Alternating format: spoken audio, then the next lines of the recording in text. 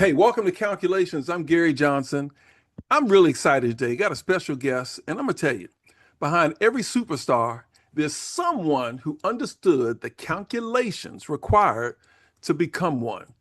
I've done a lot of interviews, and for the record, this ain't going to be a typical interview. I look at this as a masterclass on success, preparation, leadership, legacy. You're going to hear firsthand from the man that I affectionately call the Godfather, Mr. Angelo Ellerbee. He's been around for 40 plus decades. Angelo, welcome again to Calculations. It's always my pleasure, Gary. It's always my pleasure. You know, I just want to start off with a couple questions. You got a new website going on. You have a consulting business.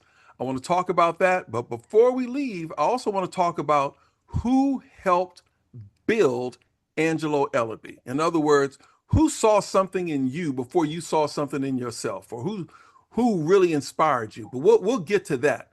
But first off, how you doing? And tell us about the business. How's the business right now? You know what? The business is good. We're sustained. We're now 56 years doing what we do. Wow. I'm blessed and I'm thankful to God each and every single day of my life. I'm waking up in the morning. I'm being functional. So God is always good. The business is good. We're developing, we're changing many of our protocols to fit the market for today and today, tomorrow, and forever. And so, I'm really, really pleased that you have me on your program to talk about my new entity, which is the website. But before we do that, I owe you and your followers a big apology. I said that was my last book before I let you go. Yeah, I remember. I have another book coming out. Oh, good. It's called Brick by Brick. Okay. And this book is really all about urban cities. It's about what comes out of urban cities. And I say nothing but greatness come out of urban cities. I shine the spotlight on all the greats that came from Newark. I talk about I talk about Queen Latifah. I talk about Dionne Warwick. What is Michael's last name? The actor that just won the Oscar. Michael. Oh my Oh, God. Michael was in Yeah. I see his Okay. face. And I do too, Gary. So both of our asses are growing old. Okay. Michael B. Jordan. Jordan, yeah, Michael B. Yeah. Jordan, yeah. I talk about all these great heroes that came out of projects, that came out of disadvantaged communities, and particularly in the city of Newark. In the time of the 68 riots, Newark was like shut down. Nobody wanted to come to Newark. Nobody wanted to know nothing about Newark. And I'm just letting people know, with all of that is what is going on, went on, greatness was still being born. Okay. Greatness was still being born. Our mayors, from Ken Gibson to Cory Booker to Sharp James to our current mayor, greatness, Barack, greatness is still going on. And I love, love, love urban cities where they're fighting against the odds. To simply say that I can and I will, I am somebody. Right. And they fight against the detours of life to become great. You know, what is your greatest skill set? Is artist development one of your strengths? Because you've taught everything, and I'm a former consultant. I guess I still am a consultant, but you've taught everything from interviewing skills to table etiquette. Is that one of your strongest, recognizing something in someone before success arrives? I think that they talk about artist development because back in the day and time, they called my agency the Charm School for Rappers. And so I was the individual that laid my eyes on the energy level of what Berry Gordy was doing. And the same problems that he was having is the same problems that I was having. And that is getting our Black talent recognized.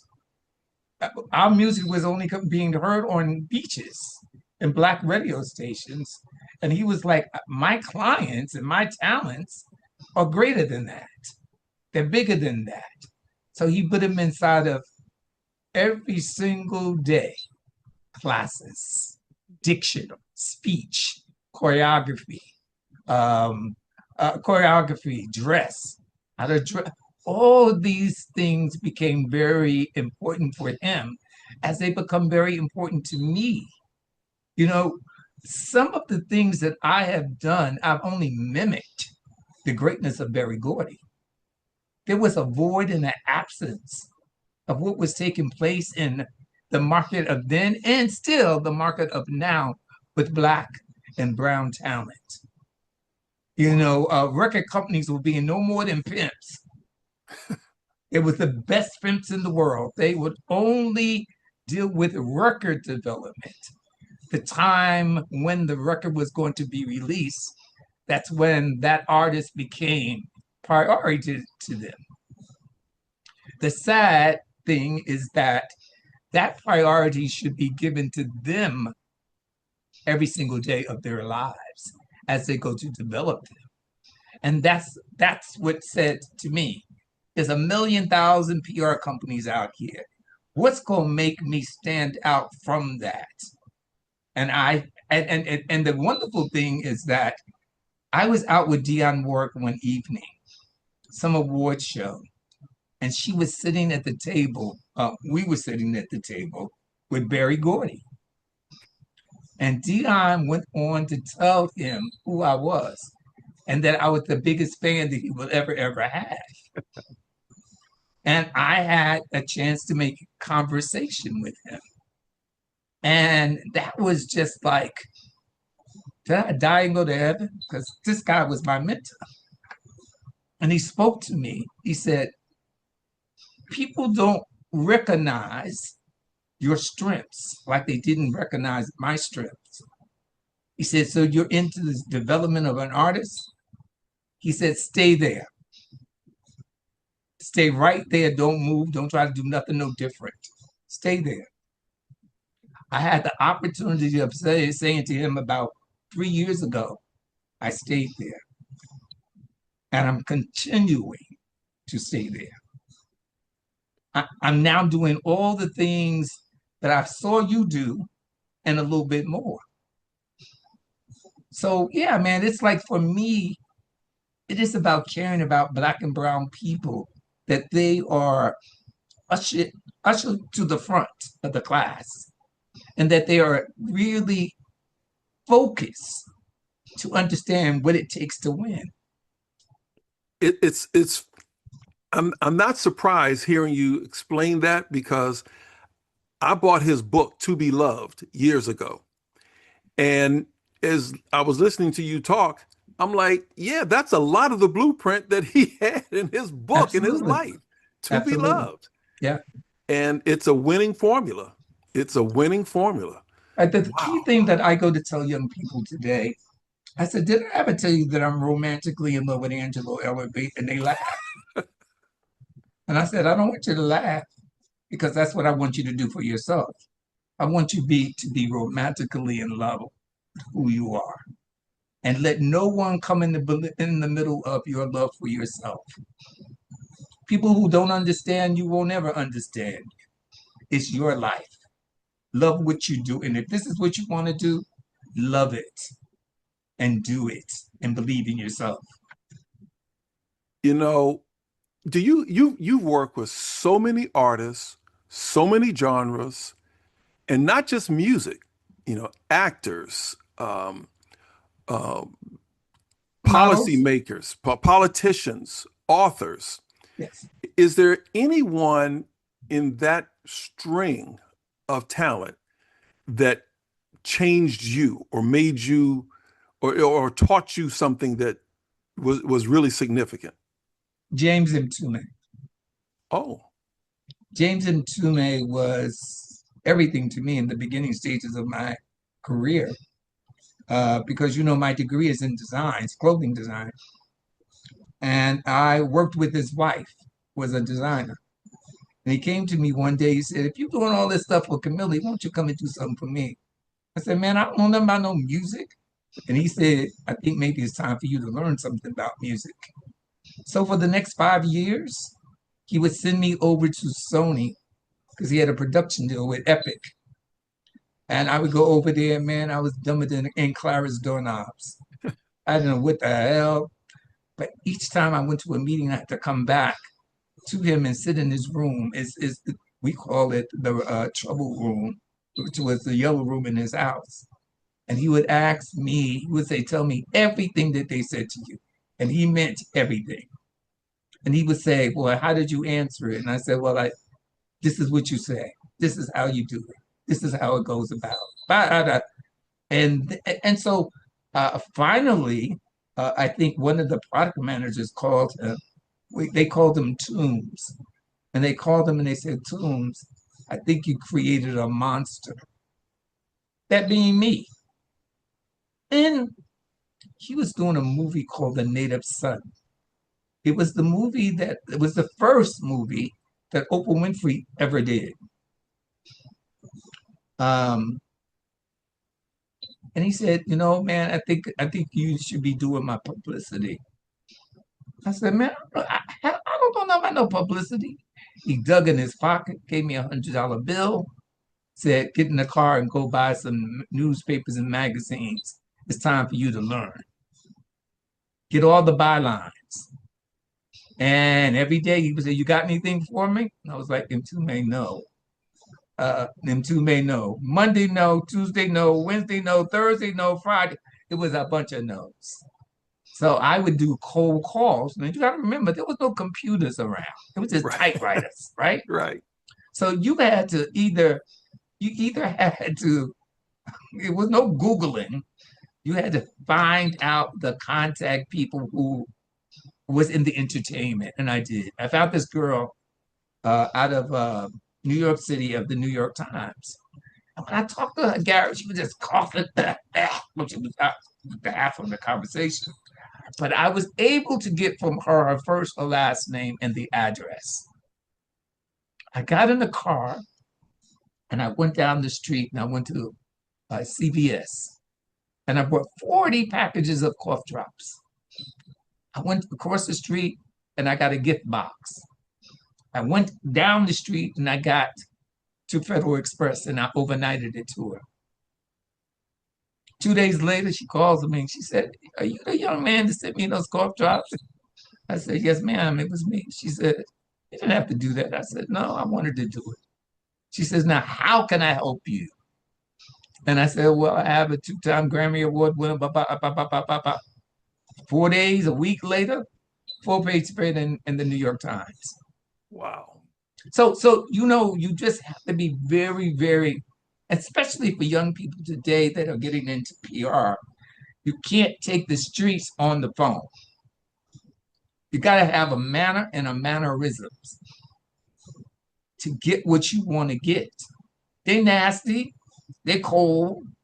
They don't want to be bothered. They're getting 500 phone calls a day, and they still got to do their work to get your point across and start to establish what is then a relationship. You got to get what you put in. You can't go to the bank if you ain't put no money in the bank. You can't make a withdrawal. And that's what this is about, is putting in and seeing what you can get out. I still have a relationship with this lady to this day. Wow. See, that's important because it's one thing to have a relationship, but you have to build and maintain relationships in order to be successful. Yes. And you've done that over decades. And I mean, you've gone through vinyl, cassettes, 8-tracks, CDs, streaming, social media, AI. How have you remained relevant through all those changes? You continue to be successful reinventing yourself. And that's what it is. It's reinventing yourself. I trust very much in my man upstairs. God has been my guiding source of my career. I trust and believe, and I try to stay as current as I possibly can. I keep young people around me who keeps influencing me and telling me the directions of what's going on. I do a combination of old and what is new. And that's the winning result. The winning results for me is listening to these young people and understanding what I do. And then it's a combining effort to my clients because they're getting 2 for 1, Right. all wrapped up in the Tootsie Roll. Wow. And I think that's how I stay current. No, I'm listening to you. You're not intimidated to have other people around you to fill in the gaps. That makes you like the smartest guy in the room because you know where all the smart people are. Absolutely. And if they ain't smart when they came to me, they're going to be smart when they left me. There you go. It's a building process. And I don't want anyone to work with me over 5 years. Go, move on. Go on. Okay. Go get your life in order. You got what you can get from me. Now go out there and make some money. Go out there and make some real money. Get to the next level of your success. There's an apex. Get to the apex of your success. So many people have come in and out of my doors to become vice presidents, become presidents, started their own company, and that's all good for me. I want you to learn and grow. All right. So on that line of thinking and logic, because you've helped so many people become stars and successful, however they define success in many different areas, who is Angelo Ellerbee when the lights go down and the cameras are off?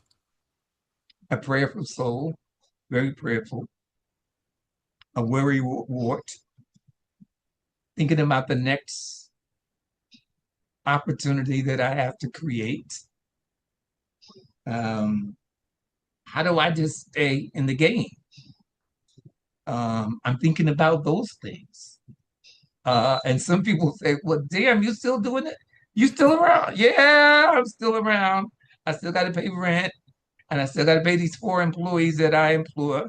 Yeah, I do. And so I'm thinking about the next thing. Okay. How about this? Because I know you can do this. It's kind of like a fill in the blank. Success is what? Never had it. Never had it. Don't know what it looked like. And never, ever, ever had what that word is. All Never right. had it. Failure taught me blank. To trust in myself, to trust in God, to take that word friend and split it in the middle. You're going to get an end of a friend. END is an end of a friend. I trust in myself. I have relationships that's going to take many, many, many years for me to trust and to understand. I've learned the importance. If you work for me, I'm going to pay you. I don't want you to do no favors for me. Don't do nothing for me for free. Because you'll never walk away telling somebody I didn't pay you. I interned for him. No, no, no, no, no, no, no, no. We're not doing that. Wow. If you work for me, if you go to the store and you give me a bottle of soda, take the soda was $2 and I gave you 20, keep the change. Wow. I've learned that. I've learned that Yeah. only because this is how I learned it. In the early 90s, I invested in a film called Never Die Alone, and it starred DMX. But I invested in that film, some 2 point something million dollars. And I lost it. I lost it all. And I remember calling my mother and saying to my mother, you have to understand, my mother was a very starch woman. She didn't take no nonsense. So she said to me, I can't tell you what she initially said, but I'll tell you this part. Okay. She said, I'm in the kitchen cooking my greens for Sunday. What you want? I said, Mom, I'm going to have to move up to 7th Avenue and I'm going to have to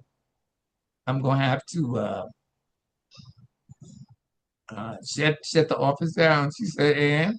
She said, did you build this business out of my basement? I said, yes, Mama. She said, pack this mess up. Go find you another place. And I got to go because my greens is burning. Bye. Click.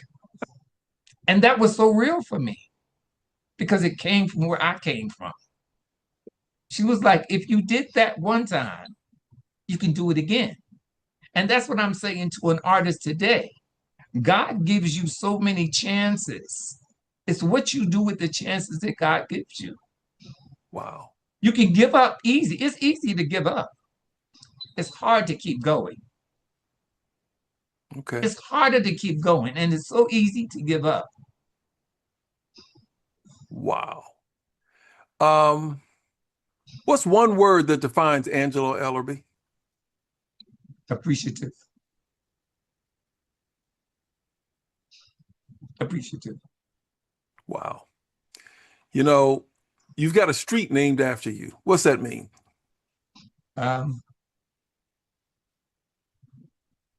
Appreciative. Okay. And it was the street that I grew up on. So it was, Damn. I Wow. was very appreciative of it. I remember when they pulled the cord from, and it said my name. All I saw was my mother coming up the hill because she used to work down the street. I saw my mother coming up the hill. I saw us playing in the middle of the street. I saw my life come in front of me. And then I had to look up and say, God, you're so magnificent. You're so magnificent. It's not happening to me. And I thank you. I remember it. Wow. Man, it's the street you grew up on? It was the street that I grew up on. Wow. Tracy Avenue in Newark, New Jersey. Man. And it was the street. You know what the wonderful thing is that I got there before they were setting up the whole bit. And I walked in front of the house that I grew up in. And I looked around to all the various houses where I used to go in and play and the whole other bit there. And it was like, wow. Wow. That's all I can say is wow.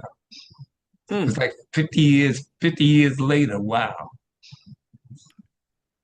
You know, when people write the Angelo Ellerbee story 50 years from now, what do you hope they say? He tried. He tried. He tried, and he did not give up. This is a good interview because you're teaching. Like I said, it's a master class. If people, when people watch this interview and they start really listening, they're going to see things that not only they can use in their professional life, but more importantly, things they can use in their business, in their personal life. The building blocks are here, and it's simple. You've simplified it. This is not complex, but you have to be willing to work, and you can't quit. No, it's easy to quit. It's harder to continue, and I found that out the hard way. My mother made me find that out the hard way. Wow. Yeah, most people spend their lives trying to become famous. You spent yours helping other people become unforgettable in many cases. And that's a different kind of greatness.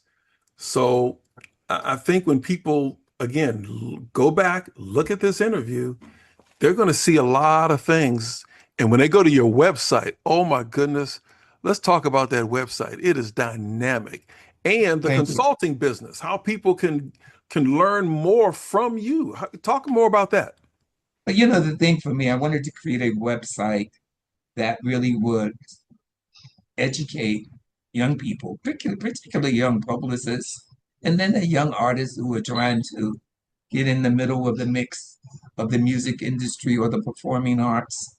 I created classes like advancing media strategies. You got to know, you got to have a plan. Coaching, client coaching, pitching decks and proposals for review. All these things they need to know. Crisis communications, priorities of email and text support. All these things for me is important.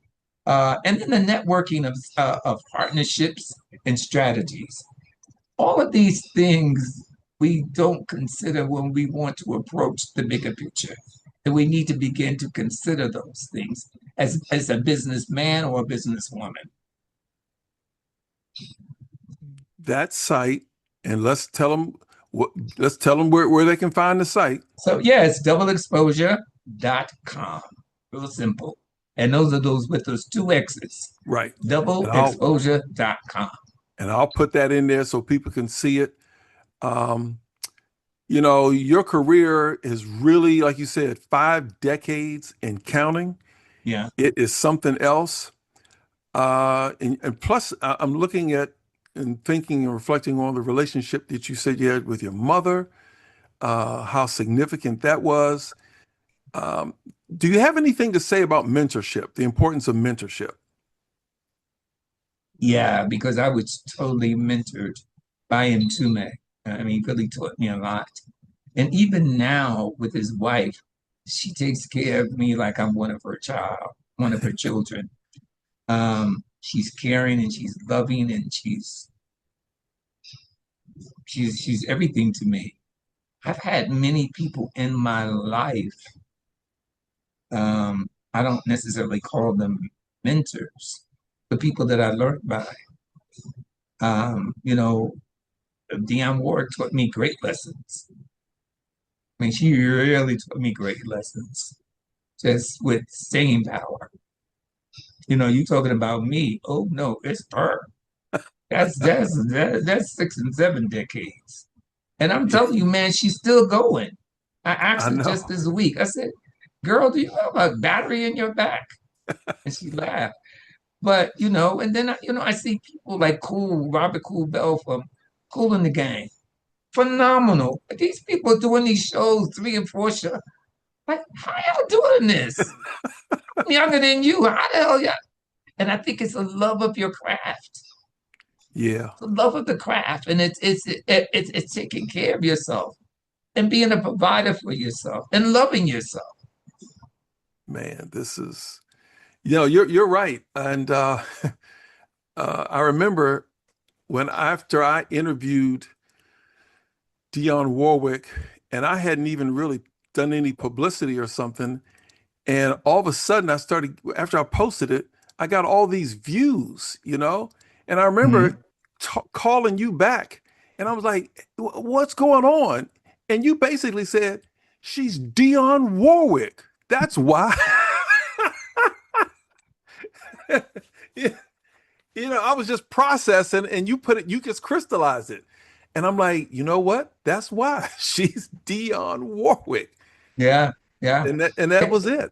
Yeah, you know, I say that every single day when people call for interviews or something, or I have to organize honorariums and a whole other bit for her for whatever.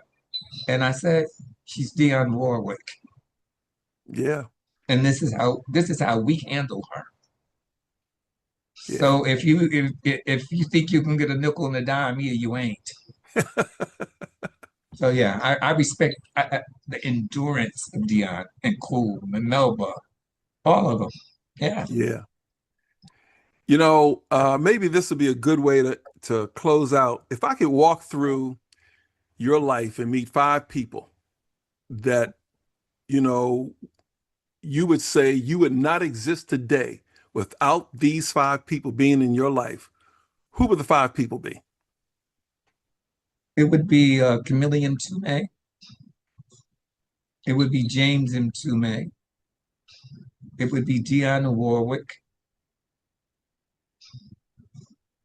And surpassing all of them, it would be the Almighty God.